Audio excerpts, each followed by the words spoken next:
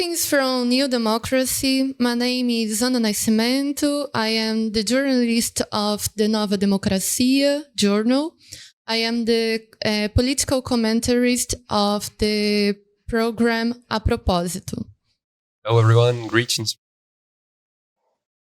Hello. Journalist Hello.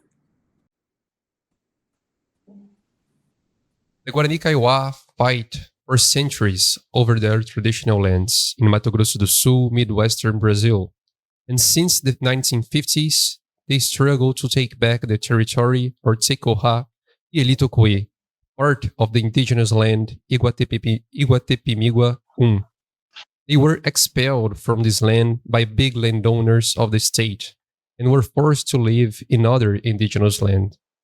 In 2007, the National Foundation for Indigenous Peoples and the Federal Public Prosecutor's Office promised to give back Pyelito Kue to the Guarani Kaiowá. 2 years later, nothing had been done, and the Guarani Kaiowá decided to take back what was theirs by their own hands. Once again, they were brutally expelled by the big landowners. Almost 50 indigenous were beaten, and one teenager disappeared. Furthermore, on 2012, after another series of conflicts and aggressions by the landowners, the Guarani Kaiowá wrote a letter in which they promised to die fighting for their land and express their disbelief in the Brazilian state. They said, "We don't trust anymore in the Brazilian judiciary," they said. They kept their promise to fight no matter what and took back more of the traditional lands in reoccupation movements and conflicts against the landowners and their government. 11 years later, the promise keeps on. This year, the Guarani Kaiowá made several movements to take back their stolen lands. One of them was Pyelito Kue. And after the important reoccupation, the landowners act again. They fired live bullets and threatened the Guarani Kaiowá. And in the middle of the conflict, a photojournalist, Renaud Philippe, and an anthropologist and movemaker, Ana Carolina Mira Porto, and the forestry engineer Renato Philippe were surrounded, beaten, and threatened by the gunmen. We invited them to the Propósito so that we can understand more of the conflict and the attack that they suffered. Good morning, Ana and Philippe, and Renaud Philippe.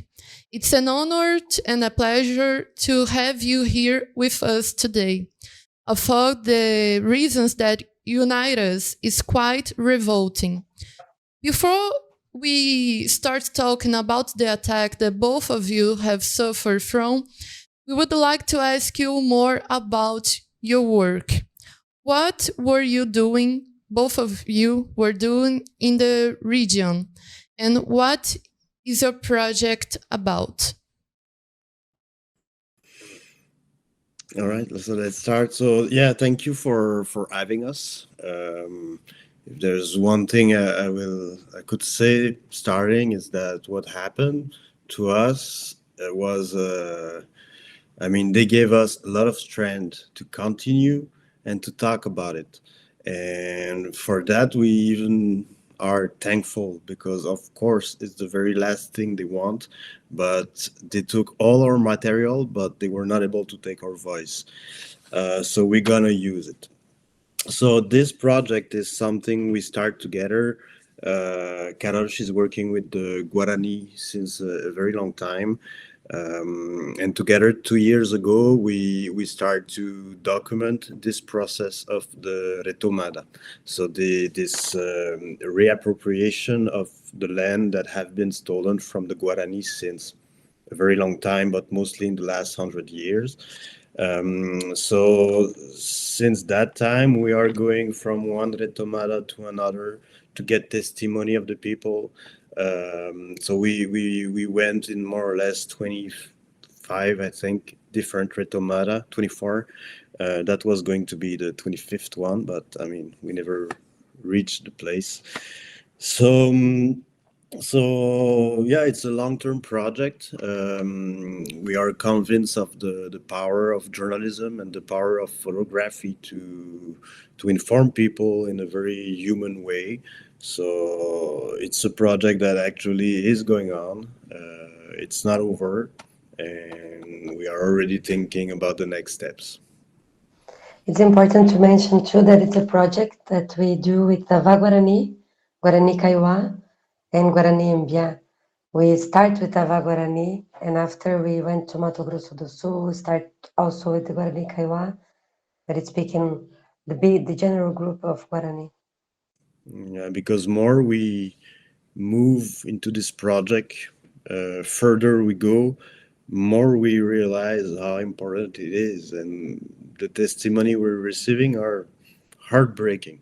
And another fight we have is to be able to talk about it, because we are witness, and it's extremely hard to be able to share about the situation. And it break my heart that like a guy, like a North American guy, have to suffer an attack like this to open the space to talk about the Guarani, like, knowing that they live this violence every single day.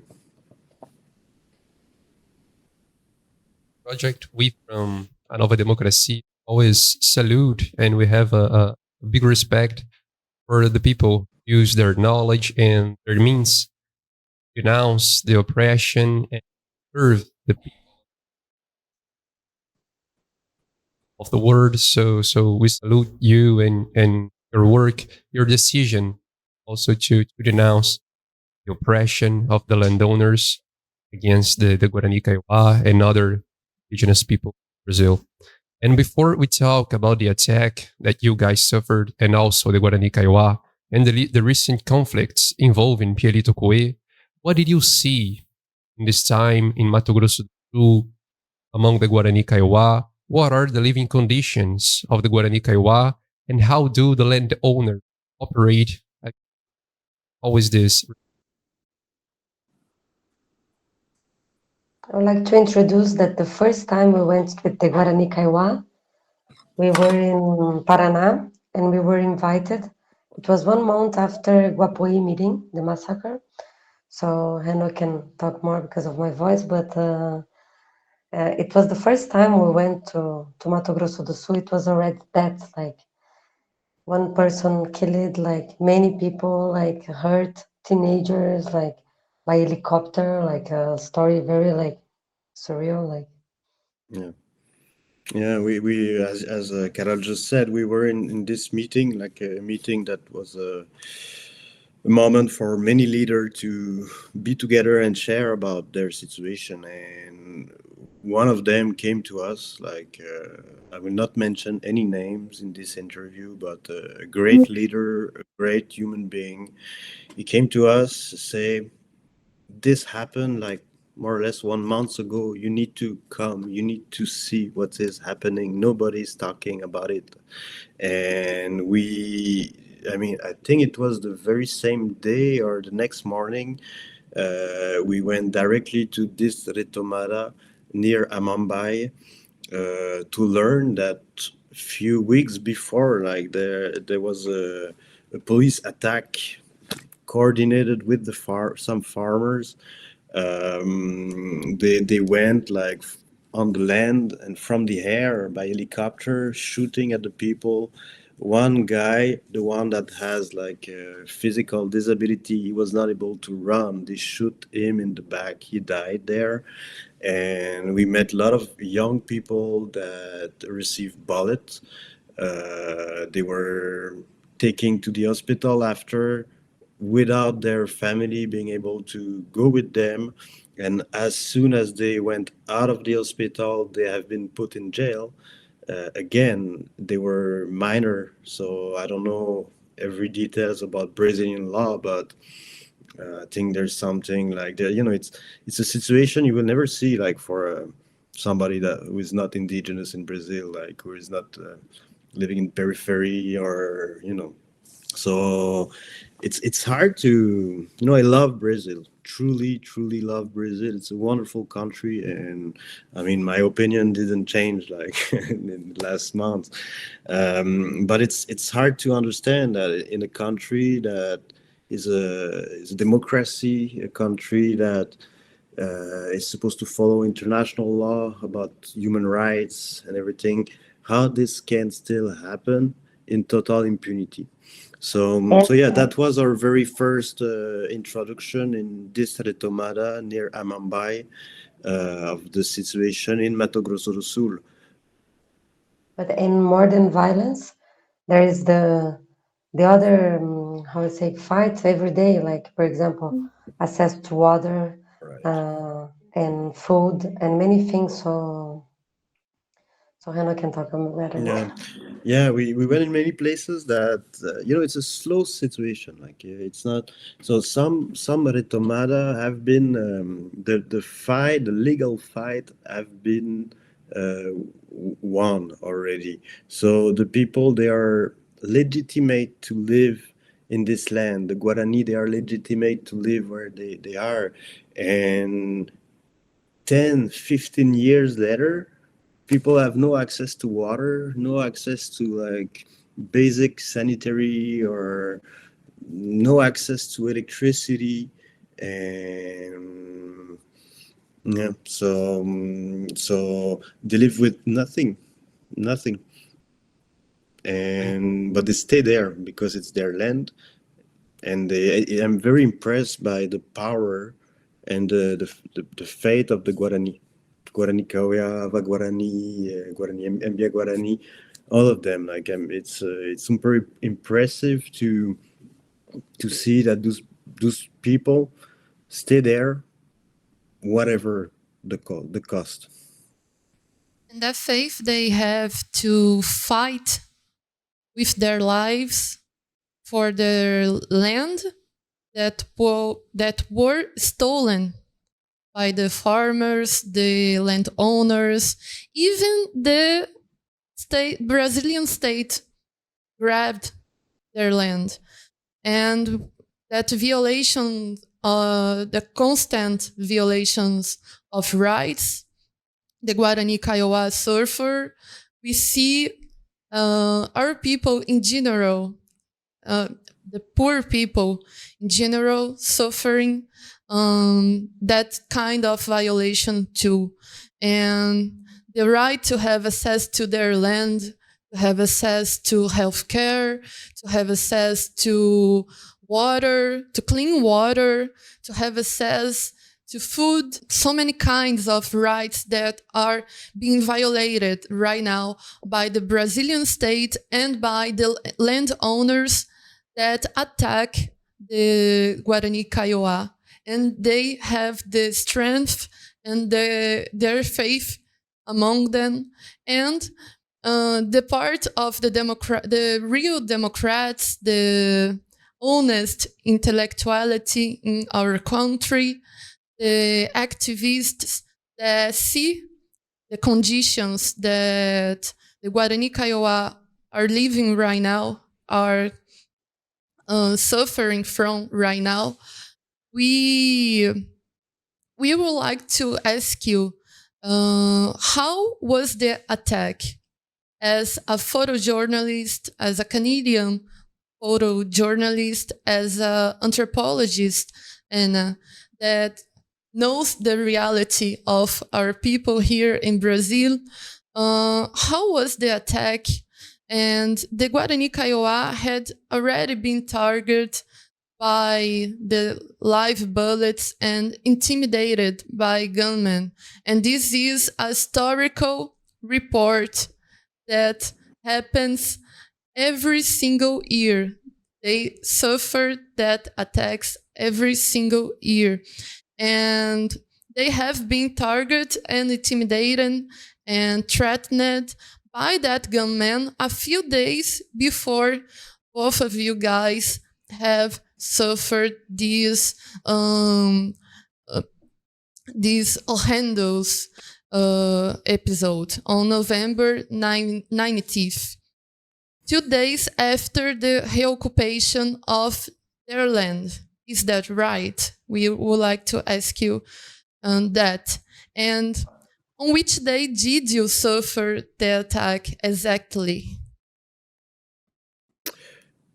Okay, let's answer this question. But first, I would like to add something that I think is very important, and it talks about the previous question we were talking about. We talk about Brazil, but let's talk about indigenous right in general. Like in Canada, which is considered, I mean, not even considered, it's a rich country with a lot of resources.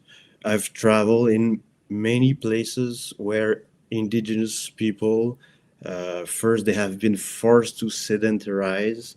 I will not go with all the history because it's terrible, terrible stories, and it's not our discussion right now, but still there, many of them have no clean water, no electricity. Why this situation is the same, like from north and south of Americas? Exactly. I think the fight of the Guarani in general is not only a fight against like the gunmen and the farmers. No, it's a fight against savage capitalism, and they are fighting against an idea of a society that is like 200% in this way. And since we work with the Guarani, when I introduce the story, I always say their fight is the fight that all human beings have to do. Like, if we want to go out of this dramatic climate crisis we are facing right now. So, all right. So this for me was important to add. Let's go back to your last question. I can start talk about the day. It was November 22. We never went to Pyelito Kue. We knew a bit about everything that happened historically, but we never put our feet in Pyelito Kue. One day before, one leadership that was in Mato the meeting, the assembly, told us it's happening, the new retomada. Okay, we'll go tomorrow there.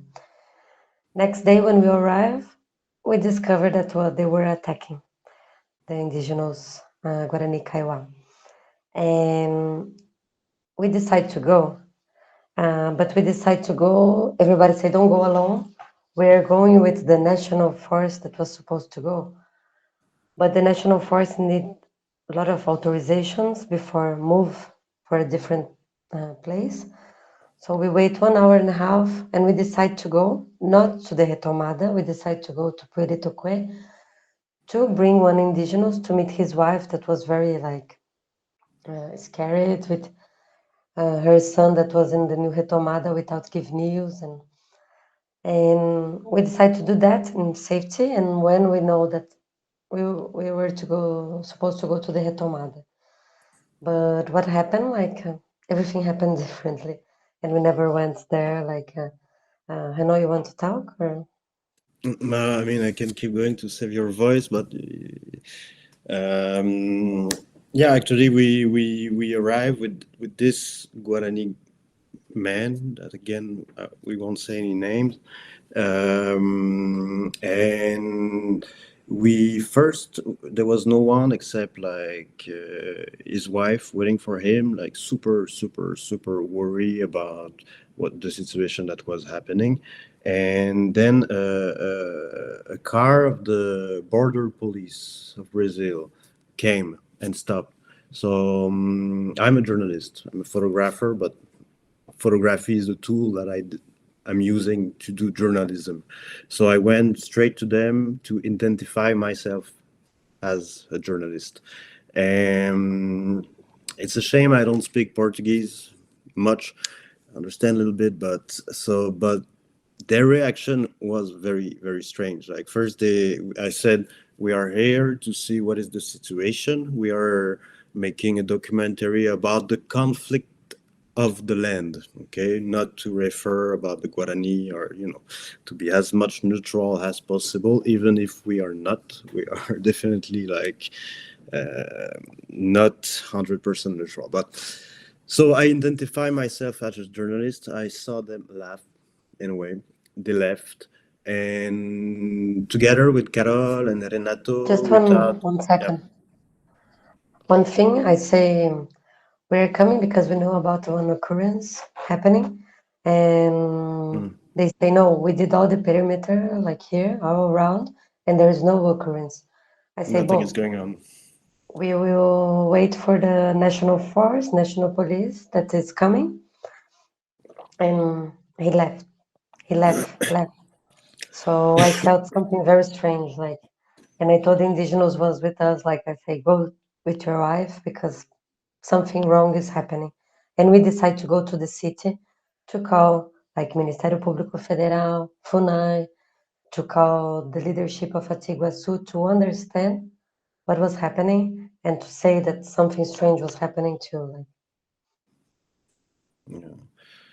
So yeah, we were in the city making phone calls, email, everything, and we decided to go back.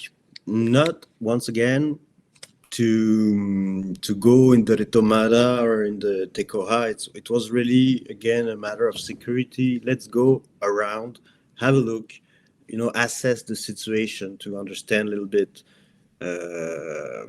what was and if happening. the But national force was there, like it was one plan, like let's see if the national force arrived, like if the situation is more like controlled, I don't know.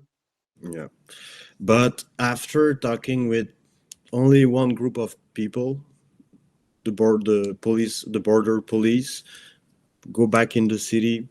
We went back, and at the places where we spoke with them at the first time, when we arrived back, there was like how to say in English, more or less like 25, 30 big pickup blocking the way with people outside, like a lot of them wearing masks covering their face. The Guarani, they never cover their face when they fight. They have this trend. Um, so okay, me, I'm a Canadian journalist. I know a little bit about Brazil, but I said, okay, let's go to them. Let's again say we are journalists working on the documentary. Carol and Renato, who knows better? They say, no way. we need to we need to turn and go. So we did. We turned the car, but we stopped just a little bit because we were worried for this person, this Guarani man and his wife that were with us at the beginning of the day. We stopped the car a little bit, trying to get information about if they were okay. Carol? No, and also to make sign when we saw them, like from far, to escape, like.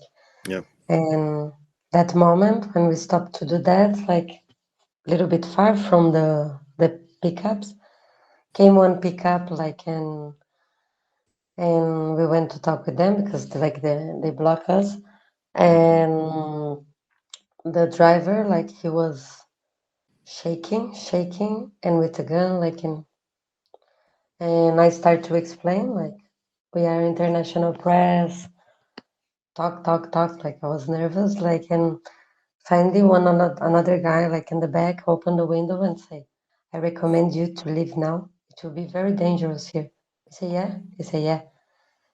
We were going back to the car, and all these guys, like 30, I don't know, like with mask, and few without mask, is important to say. Because they come to start to aggress us. I try to speak. I say, we show you the press card of him, like he came from Canada, and they already started. He came from hell, and start the violence. Yeah. It was a big wave of hate coming at us. Hate. Like I mean, we talk about gunmen, but those people, they are not people hired by the company to protect the land. No, they were personally involved in the situation. Since almost 20 years, I'm working in conflict area. I've seen a lot of different kind of violence, but this moment, I can tell you, those people were personally involved in the conflict. And they start to, they jump on me a lot, like, and the brain is a funny thing, like, because I remember only a few moments flew flash. I remember my hair all around my body when I was on the mud, because they were tearing my hair, like cutting with knife as well. I was extremely worried with my wife, with Carol, because I know by the testimony that we got from the Guarani what those people are capable of. So thanks God, they only menace, like treat her. My other worry was the key of the car. Fortunately, they didn't take it. They took everything, like the cameras, the everything that was in the car, but not the key of the car. Carol. Important to say too that like their way to speak, like they were yelling a lot, like you're a bitch of NGO, like they were obsessed with NGO, like and they menace us a lot. And as Renaud say, like while they were beating Renaud, menacing me and Renata, the others were taking our things, like everything, like not our documents, personal things, and the material of work, even like a screen of cinema that I was carrying because I passed a movie in another village in Paraná. They took, like, so it's very good that Renaud like kept the key of the car, and they are covered and also not very bright. They asked Renaud to open the trunk, and Renaud let the key there to, like, let's save the key there. And they take the last things. This is the moment that there is a video filmed by an anonymous person, like, of the attack. It's this part, like, end of the aggression, like they were taking the last of our things, and they bring far. And he says something like, we will do a verification in your things, like very like official language. And I remember the feeling, and I start to yell, you don't have a right, you're a civilian. But Renaud said, Yeah. and At this very moment, and this is crazy, okay? For me, it's very, very crazy, but it makes understand better the situation, like in this region. When they were finishing to empty the car, I was back on my feet. Don't ask me how. I don't remember. And I saw Carol like this, like asking for help to who? To there was one car police of the militar. military police of Mato Grosso do Sul. Okay, at this moment, I had a direct eye contact with the driver of the car, who simply turned the head and left the place.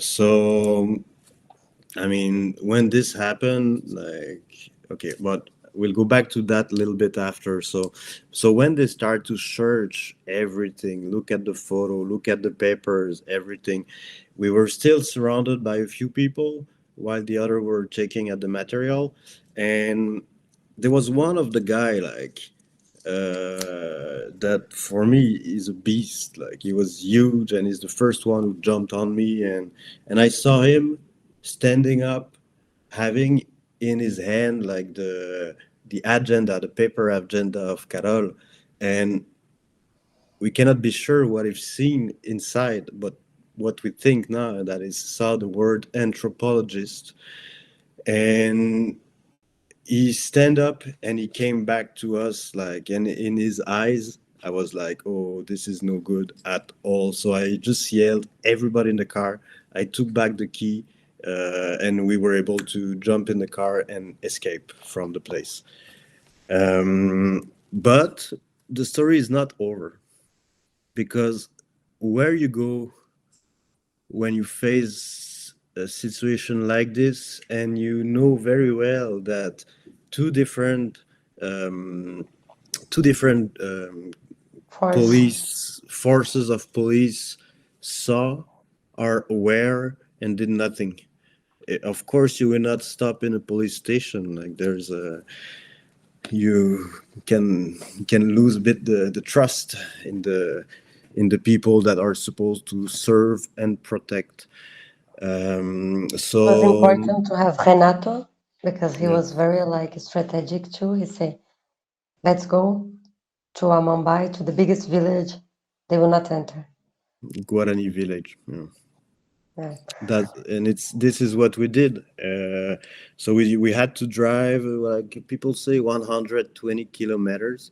It was a long way. Like sometimes we felt they were following us. So this is hard to know. Like, but we went to this village, and it's funny. After the attack, like when I had to go to the hospital, and many people ask us, "Oh, who did that to you? Is that the Guarani?" I mean, saying The Indians, the people ask like Indians, that.